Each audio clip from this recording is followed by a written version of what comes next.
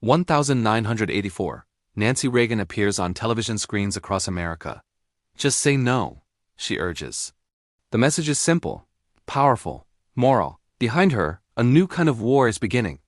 Not with troops or tanks, but with legislation, arrests, and mandatory sentences. The war on crime. The war on drugs. A crusade to clean up America's streets. Everyone thought the battle would be fought in neighborhoods, in courtrooms, in prison cells. But there was another battlefield, one most people never saw. Because while America was locking up dealers and seizing assets, Wall Street was learning to do something extraordinary.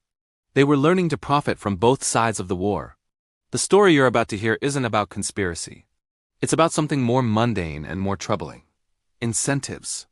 When you create a massive illegal economy and then try to destroy it, you don't eliminate the money. You just change where it flows, and where it flowed changed everything. Let's start with a number, $500 billion. That's the estimated annual value of the global underground economy in the 1980s. Substances that couldn't be sold legally. Money that couldn't be deposited openly.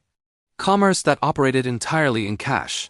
Now here's the problem with cash. It's bulky, dangerous, hard to use for anything beyond immediate transactions.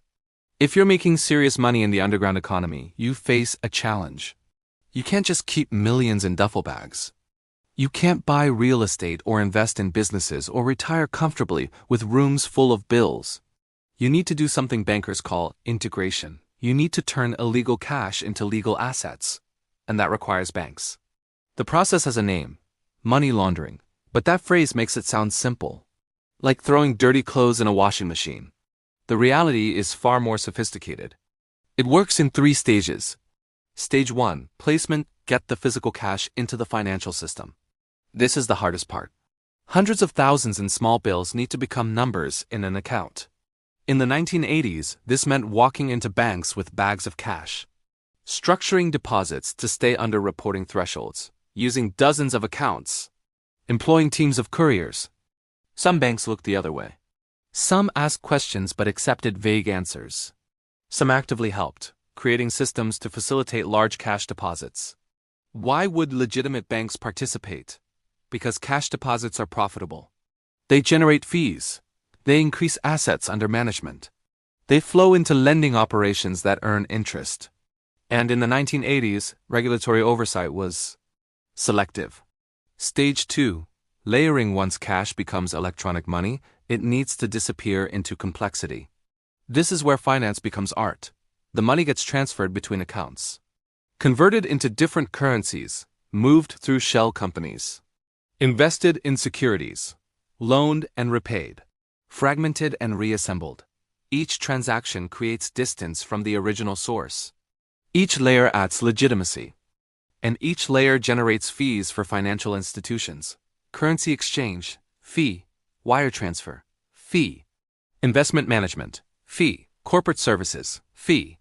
The more complex the structure, the more profitable the relationship. Stage 3, integration. And finally, the money re-emerges as legitimate wealth. It becomes real estate, business investments, art collections, stock portfolios. Clean money, legal money. Taxable money. The system has worked, and everyone involved has profited. Now, the war on crime was supposed to stop this.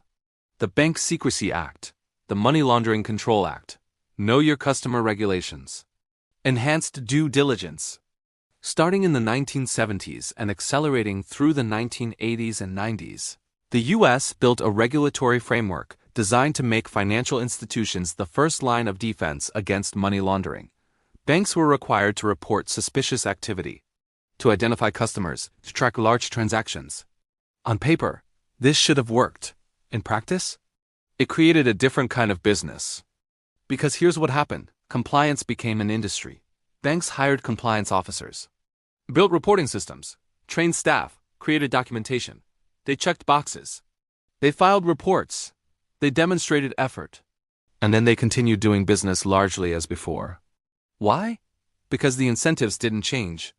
A bank that turned away suspicious money might lose a profitable client. A bank that accepted it and got caught might pay a fine. Do the math. The fines were smaller than the profits. This wasn't evil. It was economics.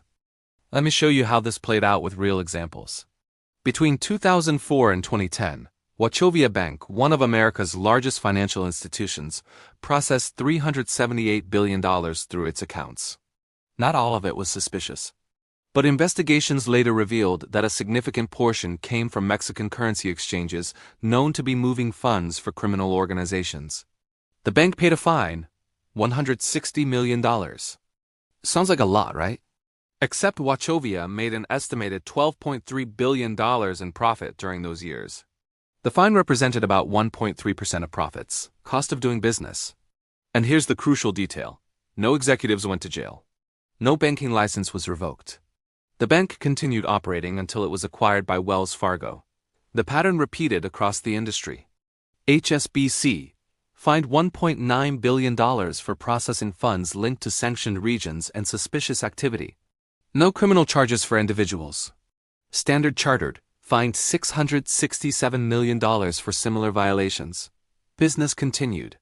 JP Morgan Chase. Multiple settlements totaling billions for compliance failures. Stock price barely flinched. The message to Wall Street was clear. This is a pricing problem, not a prohibition. You can play in this space. Just budget for the fines. But it gets more interesting. Because while American banks were being fined for moving questionable money, American financial markets were becoming more liquid, more profitable, and more essential to the global economy. Let me explain the connection. When you crack down on street-level operations, arrest dealers, seize assets, disrupt networks, you don't eliminate demand. You change the economics. Prices go up, risks increase, profits grow. And growing profits mean growing cash that needs laundering. As law enforcement got better at interdiction, the underground economy got better at finance. They learned to use offshore accounts, shell corporations, trade-based money laundering, cryptocurrency eventually. And all of this complexity required one thing: sophisticated financial infrastructure, which Wall Street happily provided, not because bankers were criminals, but because the financial system is designed to move money efficiently, and it doesn't inherently discriminate between legal and illegal capital. Money is fungible. Once it enters the system, it's just numbers. And numbers are neutral. Here's where it gets really troubling. By the 2000s, some economists started noticing something strange in financial data. During periods of increased enforcement, major busts, new legislation, international cooperation, market liquidity would sometimes spike in unusual ways. Money would appear in real estate markets, in art auctions, in luxury goods, in financial instruments. It wasn't provable that this was laundered money, but the timing was suggestive. And more importantly, the global financial system had become so dependent on liquidity, any liquidity, that questions about source became secondary to questions about flow. Central banks wanted stable markets. Markets needed liquidity. Liquidity came from capital flows. Capital flows included all capital. The system had learned not to ask too many questions. This is the genius and the horror of modern finance. It's designed for efficiency, not morality. Let's talk about the privatization angle. As the war on crime escalated, so did its costs. More police, more courts, more prisons. By the 1990s, America was spending over $100 billion annually on criminal justice. Politicians needed solutions that didn't increase budgets. Private industry saw opportunity. Private prisons emerged. Companies like CoreCivic and GEO Group built facilities and contracted with governments to house inmates. They became publicly traded companies, with shareholders, quarterly earnings, stock prices tied to occupancy rates. Think about that. Companies whose profitability depends on keeping prisons full. And Wall Street loved them. Steady government contracts, predictable revenue, recession-resistant business model. Private prison companies issued bonds. Wall Street underwrote them. Pension funds invested in them. Your retirement portfolio might own them. The war on crime became an asset class. But here's the darker loop. As incarceration became profitable, lobbying increased for tougher sentencing. 3 strikes laws. Mandatory minimums. Reduced parole. More prisoners meant more revenue. More revenue meant higher stock prices. Higher stock prices meant pressure to maintain performance. The crime itself became secondary to the business model built around fighting it. And there's civil asset forfeiture. This is where it gets truly perverse. Under civil asset forfeiture laws, police can seize property suspected of being connected to criminal activity. Not the person, the property itself is charged with a crime. And here's the key: you don't need to be convicted. You don't even need to be charged. The property is guilty until proven innocent. Between 2001 and 2014, law enforcement agencies seized over $29 billion in assets. Much of it cash, cars, homes, businesses. Some of this was legitimate proceeds from actual criminal activity. But a significant portion came from people never charged with crimes. People who couldn't afford lawyers to fight the seizures. People who settled because fighting cost more than the seized amount. And where did this money go? Partly to law enforcement budgets.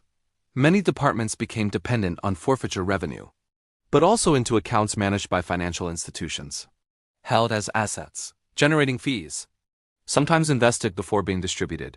Wall Street didn't orchestrate this, but they built the infrastructure that made it profitable. Now let's zoom out and look at the international dimension. As America's war on crime went global through DEA operations, international cooperation, financial sanctions, entire economies adjusted. Countries that depended on underground commerce needed new financial systems. They needed banks that didn't ask questions, jurisdictions with flexible regulations, markets that provided liquidity without scrutiny, and they found them. Not in alleyways, but in glass towers. The British Virgin Islands, Panama, Luxembourg, Switzerland, the Cayman Islands. These weren't criminal nations. They were financial centers with banking secrecy laws and light regulation. And they became essential to the global economy. Not just for questionable money, but for tax optimization, corporate structuring, investment vehicles. Legal and illegal flows mixed until they became indistinguishable. Major banks maintained offices in these jurisdictions, not to break laws to serve clients who wanted privacy. The result: a parallel financial system where money moved freely while regulators struggled to see it. And Wall Street sat at the center, connected to everything, responsible for nothing specific. By 2008, the financial crisis exposed how deep these connections ran. Banks had become so large, so interconnected, so essential that governments couldn't let them fail. Too big to fail became official policy. And part of what made these banks so large was their role in global finance. All global finance, including the parts nobody talks about. When governments bailed out banks with taxpayer money, they weren't just saving depositors or mortgage holders. They were preserving the infrastructure that moved all money, including the money the government was simultaneously trying to stop. The contradiction became policy. Today the patterns continue. In 2020, the Financial Crimes Enforcement Network, FinCEN files leaked. Thousands of suspicious activity reports from major banks. $2 trillion in transactions flagged as potentially suspicious between 1999 and 2017. Not confirmed criminal. Just suspicious enough to report. And banks had reported them to comply with regulations. But often they continued processing the transactions while reporting them. Because stopping the flow would mean losing business. And losing business would mean competitive disadvantage. The system had learned to manage risk, not eliminate it. Report the activity. Document the concern. Process the transaction. Pay the occasional fine. Rinse and repeat. Here's what this all means. The war on crime didn't fail to stop underground money from entering the financial system. It succeeded in making that entry more expensive, more complex, and more profitable for middlemen. Every new regulation created opportunities for compliance consultants. Every enforcement action created demand for sophisticated laundering techniques. Every crackdown pushed money into more opaque channels that generated higher fees. Wall Street didn't win the war on crime by fighting it. They won by becoming indispensable to both sides. They financed law enforcement through municipal bonds. They managed seized assets. They provided compliance services. And simultaneously, they moved the money that enforcement was trying to stop, not because bankers are villains. Because the financial system is designed to move capital efficiently, and capital doesn't come with moral labels. So what's the lesson? Maybe it's this: when you declare war on an economic activity, you don't eliminate it. You change its structure. You create new winners and losers, new intermediaries and gatekeepers, new business models and profit centers. The war on crime enriched Wall Street not through conspiracy, but through evolution. The financial system adapted. It learned to profit from prohibition the same way it profits from everything else.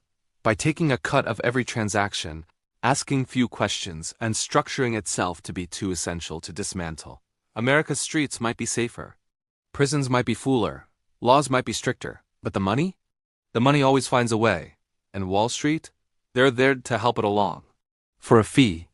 This is the Capital Historian Studios. If this changed how you see the economics of prohibition, share it with someone who thinks wars on crime are just about law enforcement. Because follow the money and you always find the real story.